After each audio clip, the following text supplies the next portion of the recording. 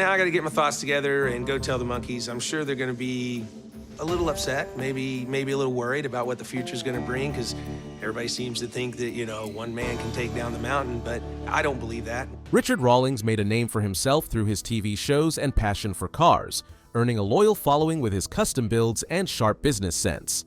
After spending years in the spotlight, Richard seemed to have shifted his focus to other ventures, leaving fans wondering what led to the change.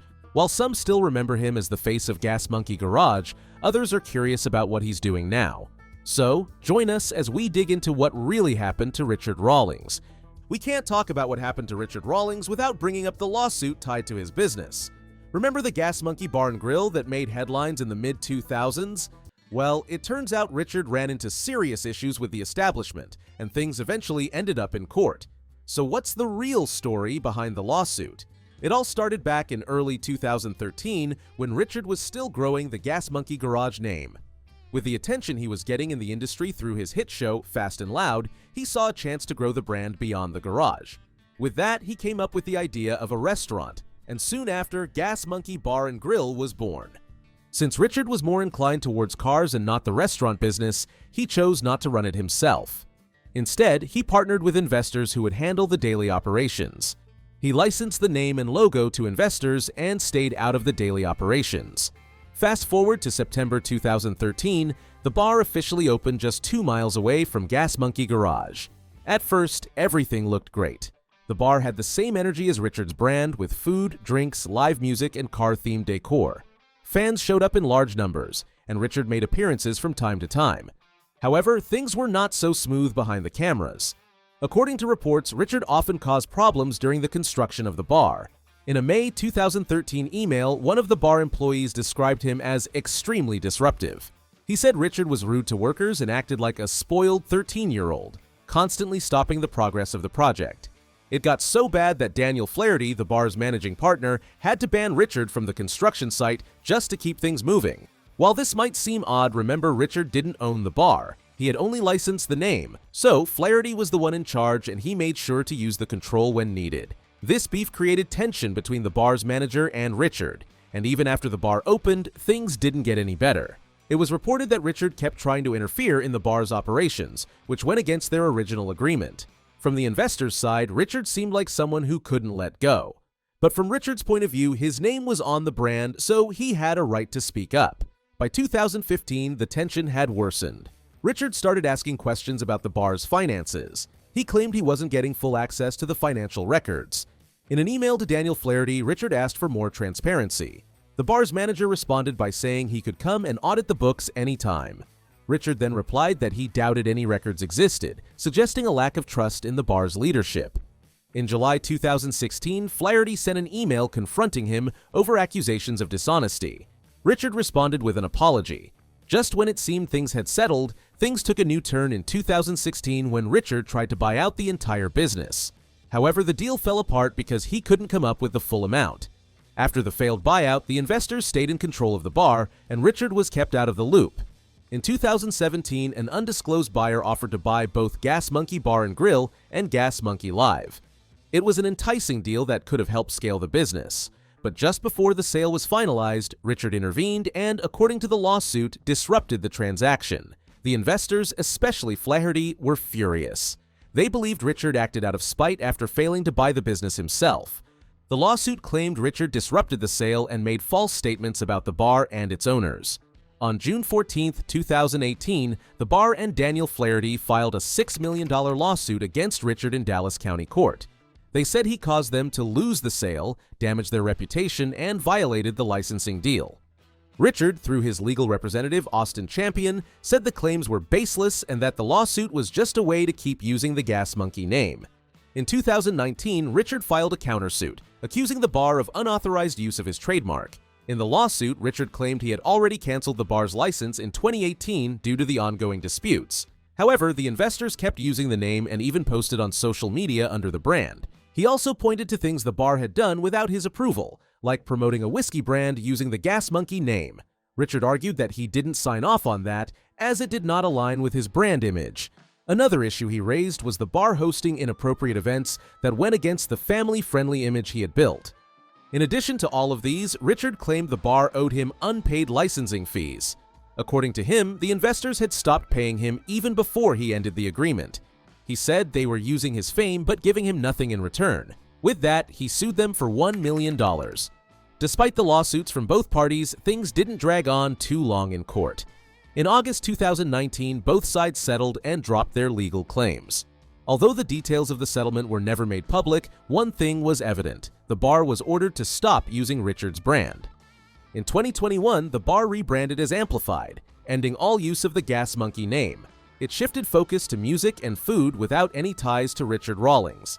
Around the same time, Richard closed Gas Monkey Live in 2020 and eventually opened 2 new businesses in 2024 and 2025 respectively. Away from the lawsuit, it's clear that Richard's Fast and Loud was one of the most popular car shows on TV. Right from the beginning, the show stood out because of its fun, fast-paced restorations and wild builds. But what really drew people in was the chemistry between him and Aaron Kaufman. When these two were on screen together, everything just seemed to click. Fans loved their teamwork. Richard was the loud and energetic businessman, while Aaron was the quiet genius who made magic under the hood. Their contrasting personalities made them a perfect match. So when Aaron suddenly left the show in 2017, fans were shocked. His exit left a lot of people confused and asking questions. Why did he leave? Was there a fight? What happened to their friendship? First, it's important to understand that reality TV isn't always what it seems. The audience usually only sees the fun parts. What happens behind the cameras can be very different. In the case of Fast and Loud, the pressure was the deal breaker. There were tight deadlines, limited budgets, and pressure to keep producing hit episodes. For someone like Aaron, who took pride in quality and creativity, that pressure was a problem. In 2017, Aaron told a media outlet that one major reason he left the show was that he wasn't happy with the types of builds they were doing. He said the cars were too simple and didn't challenge him. He wanted to take on bigger, more complicated projects. But the show needed faster builds that would fit into the filming schedule and budget. That made things frustrating for him. He also spoke of personal and professional tensions at the shop. Although he didn't name names, it's clear there were some problems with how things were run. Even Richard later admitted that things had been tense. In an interview, Richard revealed that Aaron was unhappy because he had these other ideas that couldn't be implemented. Despite the tension, there was no major fight between the two. At least, that was what we thought really happened. However, the real reason for the fallout happened in 2016. That year, Gas Monkey Garage took part in a highly publicized drag race against the team from Hot Rod Garage and Roadkill. The competitors were David Freiberger and Mike Finnegan. The race was heavily promoted by Motor Trend and Discovery Channel, and fans from both sides were excited. However, things didn't go as planned, especially for Aaron.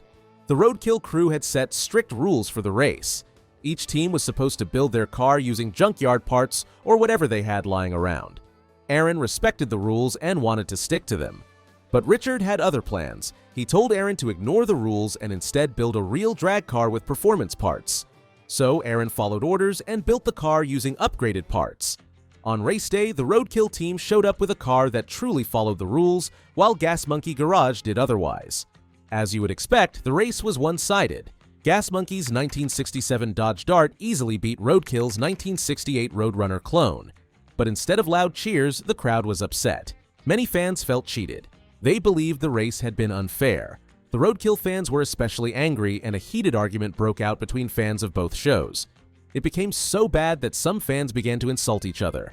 Aaron felt bad about what happened. Although he had built the car under pressure, he blamed himself for not standing his ground. After that event, he began to dissociate himself from the garage and began focusing on personal projects, which had no connection to the show. Some months after the incident, fans noticed that new episodes of Fast and Loud started coming out less often. Ratings began to drop too.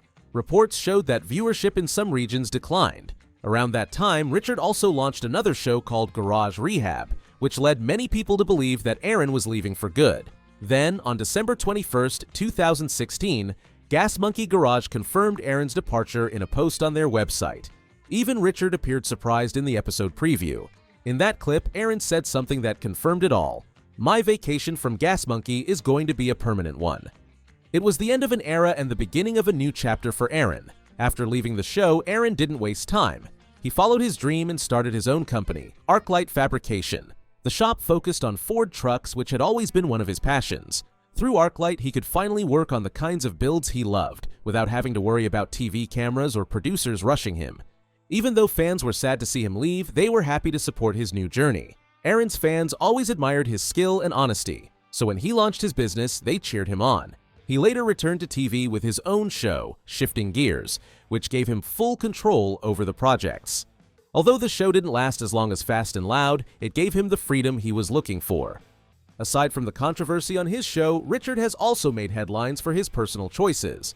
In 2019, his life became a public topic when he went through a messy divorce from his second wife, Suzanne Rawlings. No doubt marriages have ups and downs, but the Rawlings was dramatic, filled with breakups, and eventually a final split that caught public attention. Richard and Suzanne first tied the knot in 1999. At the time, he was still building his career, and Suzanne was by his side through the early struggles. For many years, they stayed together while Richard worked long hours building Gas Monkey Garage and trying to make a name for himself on television. But the stress of fame and business seemed to take a toll. In 2009, after a decade together, they divorced for the first time. Surprisingly, that wasn't the end of their story. In 2015, they remarried. Richard announced it on social media, and many fans were happy to see them back together. It seemed like they were willing to give their relationship another try. For a while, things looked stable. Suzanne was often seen with him at public events and even appeared in some of his social media posts. It looked like the couple had found their way back to each other. Unfortunately, it didn't last. In March 2019, Richard filed for divorce again, and this time it was final. The second divorce happened just days before their fourth wedding anniversary. Richard cited conflict of personalities as the reason for the breakup. He said that they could no longer get along and had grown apart. By May 2019, the divorce was official, bringing their long and complicated relationship to an end. The divorce settlement attracted some attention too. According to court papers, Richard agreed to pay Suzanne a one-time sum of $300,000. This was meant to cover any claims she might have had, including property or support. The documents also showed that Suzanne got to keep some of their shared belongings, while Richard walked away with most of the cars and business assets. They had no children together, which made the process a bit more straightforward. Richard didn't speak much about the divorce in public, but fans noticed the change. Suzanne had once been a quiet but steady part of his rise to fame, often seen with him during events and milestones. After the split, she disappeared completely from his public life. Since the end of his marriage and TV show, Richard seems to have ventured into what he knows how to do best: building businesses. One of his latest is the Gas Monkey Ice House, creating a buzz in the Colony, Texas. The project, which officially opened in May 2025, was built to be a place where people could relax and connect with the car and bike culture that helped make Richard a household name. Richard has always been tied to cars, speed, and style. So, it's no surprise that the Ice House carries that same energy. From a quick glance, you know the Ice House was designed with gearheads and fun seekers in mind. The building itself is massive, covering around 13,000 square feet. Outside, the courtyard adds another 3,000 square feet, making plenty of space for people to hang out and enjoy the vibe. Altogether, the venue can comfortably host more than 300 guests at a time. The Ice House's design, as you would guess, reflects Richard's personality. It combines bold aesthetics with modern comfort. The space features high ceilings and large windows that flood the interior with daylight. The walls are filled with automotive artwork, car parts, and memorabilia that remind visitors of Richard's long history in the car world. Basically, everything about the Ice House has a purpose and a story.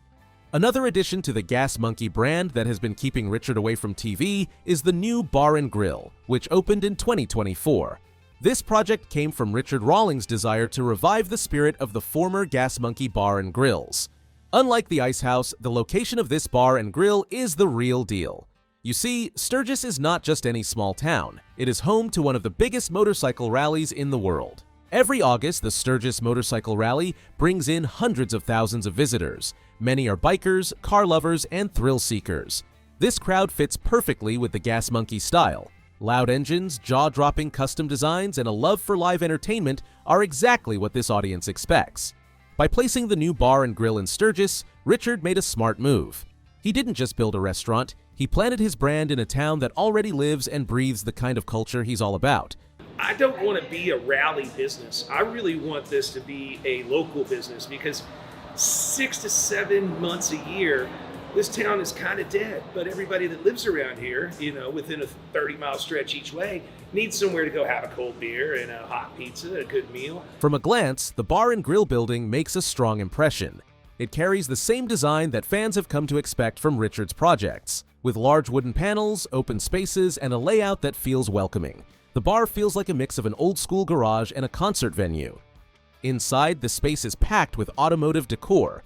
There are engine parts, race car hoods, vintage signs, and even old tires placed creatively throughout the bar. However, the venue isn't only about looks. It's built for comfort and, of course, great food. Whether guests stop in for a casual drink, a full meal, or to catch a live show, the bar and grill delivers. It offers a full-service kitchen that operates from morning till night, serving breakfast, lunch, and dinner. While all these are great, what really makes this place special is the entertainment. Live music is at the heart of the Gas Monkey experience. During the rally and other big weekends, the venue hosts bands, DJs, and solo performers who take the stage and light up the night. With a large open area in front of the stage and space to dance, guests can enjoy the music up close or kick back at one of the many tables scattered around the venue. For Richard, this bar isn't just business. It's about community, culture, and keeping the Gas Monkey name alive in a way that feels real. Whether you're a die-hard biker, a car lover, or just someone looking for a good time, the doors are open, the music is loud, and the engines never stop roaring.